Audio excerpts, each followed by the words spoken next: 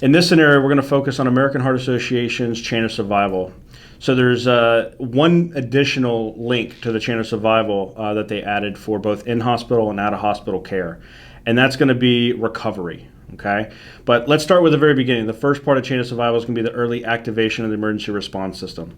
All right, that is that bystander that is going to initiate calling 911, getting a defibrillator if there's one readily available.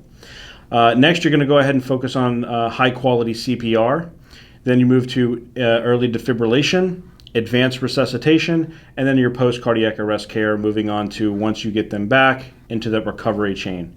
So when you guys are watching this scenario, I want you to really focus on each one of those chains because they do a really good job of that early recognition and actually calling 911 based on what the patient's complaint is, and then moving down that step, each one of those chains to kind of give this person a much better chance of survival. Bad day? Yeah, I don't know. I still feel good. Something's not right. You're not looking very good. Thanks, but I don't know what it is. Can't really pinpoint it, just don't feel good. What's going on? I don't know. I just feel really like I'm about to pass out or something. Maybe you need another beer. I don't think I only had half of that one.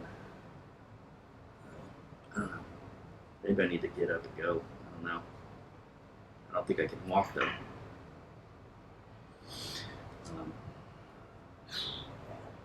feel bad. You think you can call for me? Call 911? You want me to call 911? Yeah, I don't All feel right. good. 955 Florida Avenue.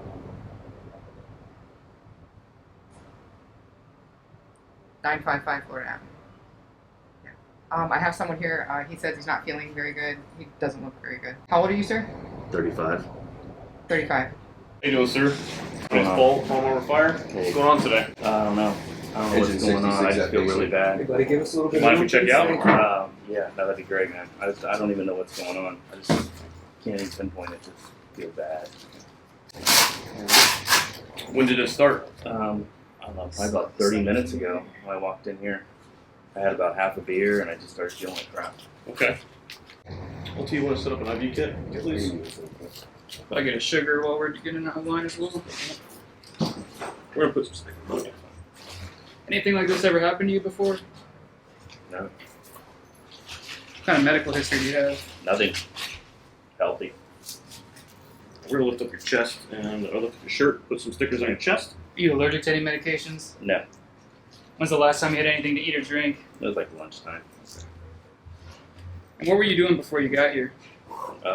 Nothing. I got off work and said, just stopped by the bar.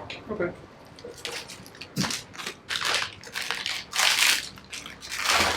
Blood pressure is 126/86, 99% room air. Heart rate's 36. Okay. We'll put some pads on them as well when we get done with the 12 lead, and LT's setting up an IV for me. Sir, have you ever had a slow heart rate before? No, not really. I mean, I used to run, but I don't think that's the reason. I haven't done that in years. How old are you, sir? 35. Yep, I got all your stuff set up for you. Okay. Open those ones up for an IV. Other than the general malaise, any chest pain, shortness of breath? No, nothing like that. Okay. A little nauseated, but that's about it. Okay. So 12 lead just shows sinus brady, no STEMI or elevation in any of the leads. So we're good to go ahead and give 1 milligram of atropine intravenously. Okay, so the crew right now has been working through their systematic approach to patient care. They're interviewing the patient. They're obtaining a good history. They have done that primary assessment when they first arrived. They're working through some of their diagnostic tests, hooking the patient up to a 4-lead, getting a 12-lead EKG, and they're making that decision of how they're going to treat this patient. Now, if you look at this patient, you determine the patient is in a bradycardic rhythm. Now you have to make the determination of why they're in that bradycardic rhythm. Is it a cardiac issue? Is there another underlying cause of this bradycardia? They did ask the question if he has a history of a low heart rate, and he said he was a runner. So, and that's somebody that could have a normal low heart rate. So you have to get that good history instead of just jumping the gun and treating them. Maybe they're on beta blockers. That'd be another. You kind of look at some of those toxins that can cause that. So ultimately, you don't want to just rush to providing them with the medication or pacing the patient. You want to really get a good history to find out what's going on. Now, with that said, we move through our bradycardic algorithm for AHA.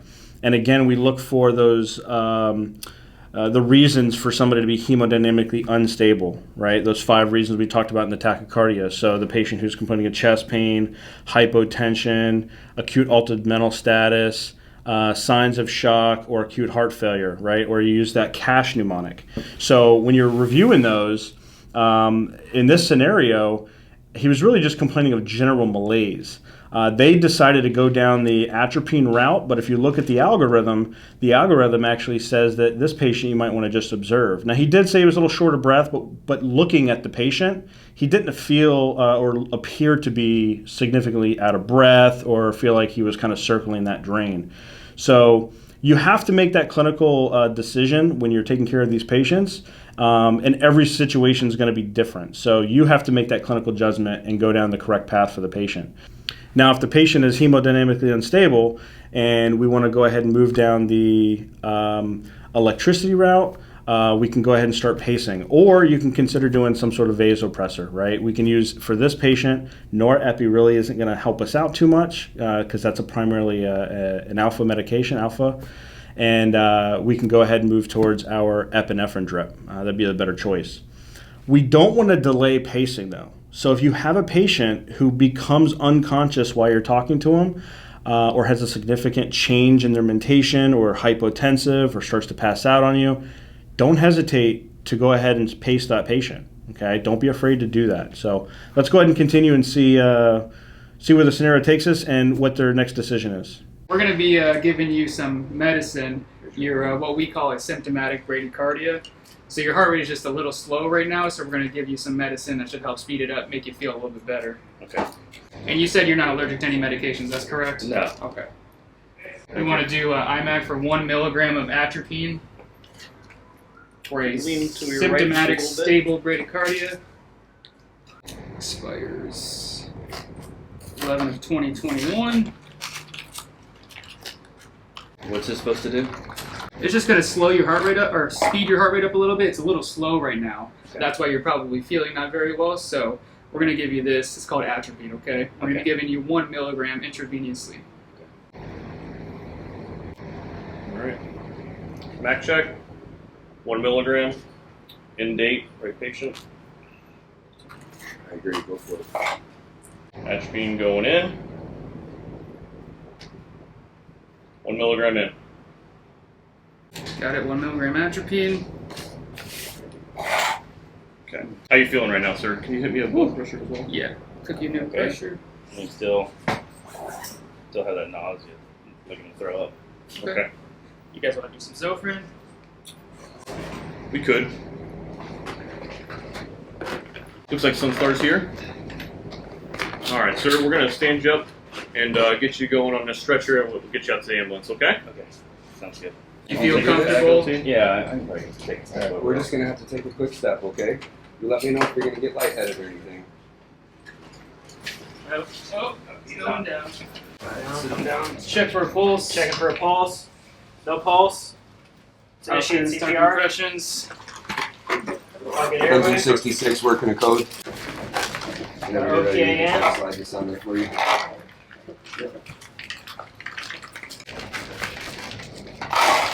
LT, I got cat mail for you. Sounds good.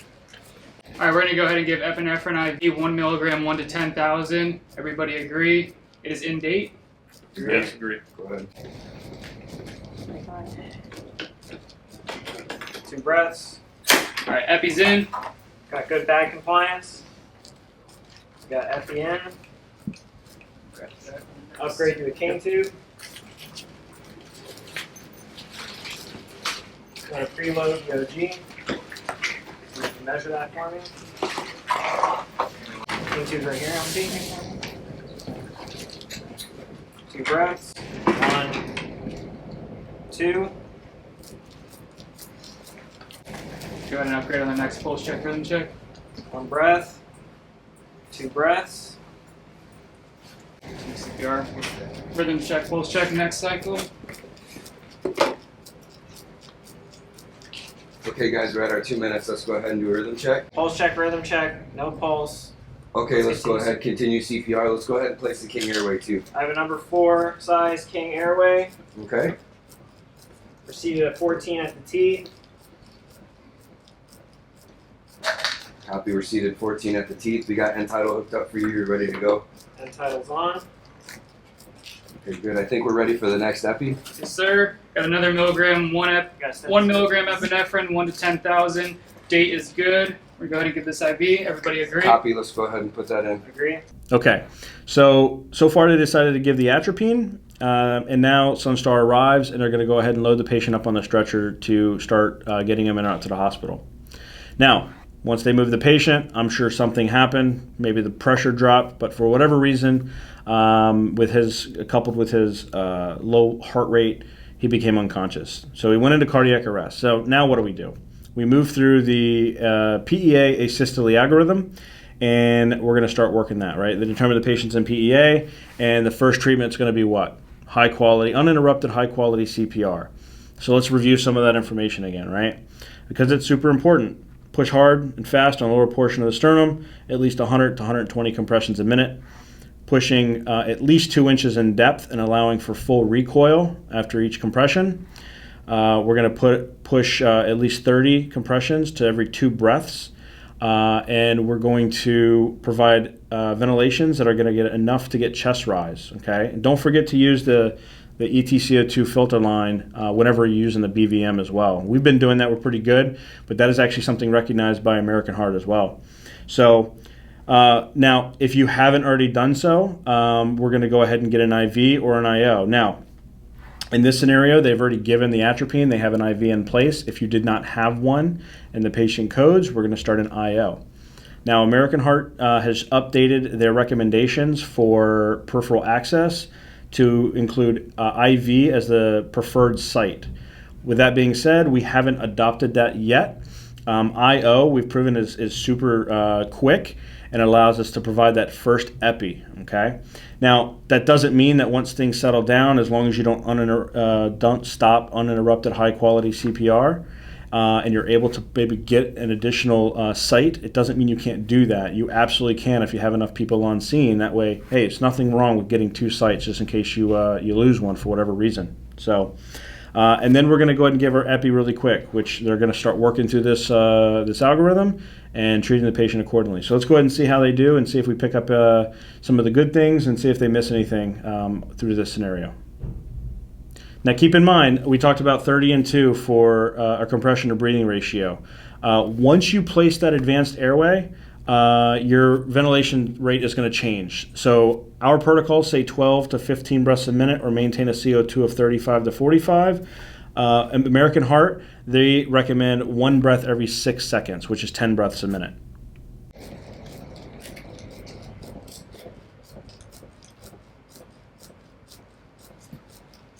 Epi's in. Epi's on board, good. Are we confirming the tube? Negative epigastric. Awesome. Equal lung sounds. Cool. Tube's confirmed. Okay, so they're working through that cardiac arrest algorithm. Now keep in mind, American Heart has updated. Now, it's always been, and for many years, 3 to 5 minutes you're providing, you're administering the epinephrine, 1 milligram, 1 to 10,000. Now, American Heart says that it's still 3 to 5 minutes, but they recommend every other rhythm check, which will put you at 4 minutes.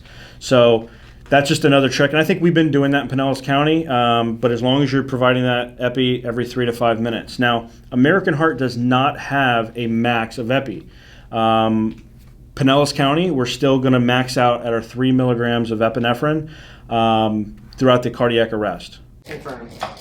We can go ahead and switch to continuous breaths now. Copy continuous.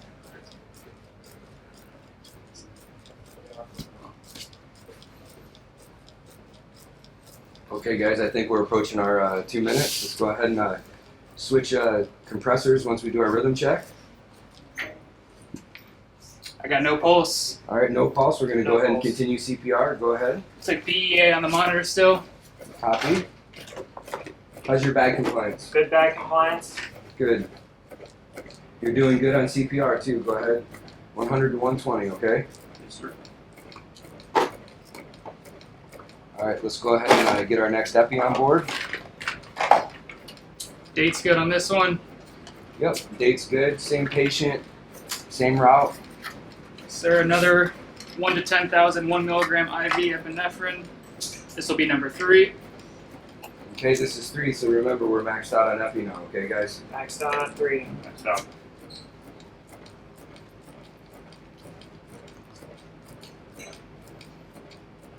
Okay, so once they get that advanced airway, you want to confirm the tube, whether it's a King tube or an ET tube. So we look for 5 different ways to confirm a tube in Pinellas County. And what we use this kind of thing in EMS Academy. We've been teaching for many years, for a couple years now, where we go bag to belly. So what that means is we start at the bag and we squeeze the bag. We have good bag compliance, okay? Once you move down from the bag down to the CO2, we have good waveform capnography. And then you move down to the lungs and we have good chest rise and fall. We have good lung sounds on both sides, and we have no epigastric sounds. So again, those are 5 ways to confirm a tube in Pinellas County. We have good bag compliance, good capnography, and it's got to be the waveform capnography, not just a number, right? And then we look for good chest rise and fall, good lung sounds, and we look for negative epigastric sounds. So those are the 5 ways we use bag to belly. Epi's in. Epi's on board? Good. Copy that. All right, we need to start thinking about packaging, okay? Whenever you guys are ready, I can help roll the patient while you guys go ahead and get them backboarded. I'm ready. Are you ready? You ready? Everybody ready? I know this is a medical, just take a quick look at their back too, okay? Copy that. Roll on 3. 1, 2, 3. Have the back. Back looks clear. Back down on 3. 1, 2, 3. Good. All right, guys, now that we're packaged, let's go ahead and reconfirm the tube, make sure we're still in place. I'm still 14 at the teeth. I still have good bag compliance. Okay. We're just going to take a quick listen, and I think we're going to be at our 2 minutes anyway, okay? Good breath. Good. More breath. Good. Negative epigastric, we're good. Tube still good? Tube is still good. All right, tube's still good. Let's go ahead and do our 2 minutes pulse check, rhythm check. I have a pulse. I'm looking at the monitor too. I'm also seeing an end-tidal jump. We're having a pretty big number here. We're Also, at about 25. Copy that. So we have Ross. All right, so we have Ross. Engine 66 has Ross. Okay, so they're working their way through this cardiac arrest. They're doing an excellent job. They have really good communication. Again, they said max out on 3 milligrams of the epinephrine. American Heart does not have a max out, but we do in Pinellas County. Okay. Now, something that we should be doing throughout the entire cardiac arrest is working through our H's and T's, right? All of our reversible causes. Now, it's important to know not just what the reversible causes are, but how to fix them. So let's work through our H's. So we got H for hypoxia, right? So how are we fixing that? We're ventilating the patient. They've placed an advanced airway in, and now they have asynchronous ventilations. And again, according to American Heart, it's 1 breath every 6 seconds. For Pinellas County, it's 12 to 16 breaths a minute, and we maintain a CO2 of 35 to 45. Okay. Then we're looking for hypovolemia, right? Fluid loss. So we have an IV in place or an IO in place, and we're providing fluids, which you can give 1 to 2 liters of normal saline or a crystalloid during the cardiac arrest. And now we're looking for hydrogen ions, right? So we look for some sort of acidosis. Reason for acidosis, is this a renal patient? And then we can consider fixing that with maybe a bicarb. Obviously, American Heart, you can give it. We want to go ahead and consult for any bicarb in Pinellas County. And then we're looking for hypokalemia, okay? Maybe a patient, again, a renal patient who has hyper K, and we want to administer maybe calcium and a bicarb as well. So you get that good history, and you find out the history, we can go ahead and it's a renal patient that maybe missed their dialysis, and we can go ahead and administer those 2 medications. Again, in a cardiac arrest in Pinellas County, if you suspect it's a renal patient, based on the history and the information you're gathering, or you see or feel a fistula, then give it. You don't have to call for approval for that, okay? And then finally, we have hypothermia. So warm the patient up. If you need to put some blankets on, as long as you're not interrupting, any IV access or any IO placement, you can consider doing that. Or if they're outside, maybe consider moving them into the back of the ambulance, right? It's important to get them out of that environment if they are in a cold environment. So an additional one for Pinellas County, it's not one recognized by AHA, is going to be glucose. So we want to check a blood sugar, and if we have a patient who is hypoglycemic, we're going to go ahead and fix that. So now we move into our T's, okay? So let's say the first T, check for cardiac tamponade, okay? Was there some sort of trauma? Recent trauma the day before, you get a good history, maybe you check the chest. We always want to do a full physical exam for all of our cardiac arrests. We should be doing that on everybody to make sure we don't miss anything. So if we have that, now obviously there's nothing we can fix, but we can relay that information to the hospital, and when we transport them, maybe that's something they can do when they get to the receiving facility. Then you're gonna look for toxins. Toxins an easy one, right? You get the history. Now it's not necessarily the easy one is going to be Narcan, where we can fix that easily with giving 2 milligrams of Narcan during a cardiac arrest. But maybe it's another toxin, right? So go through your protocols and review the toxidromes, okay, and how we fix those things. Now we're going to look for thrombosis. You have pulmonary or you have coronary, right? Is this a coronary where it's a STEMI? And is this the cause?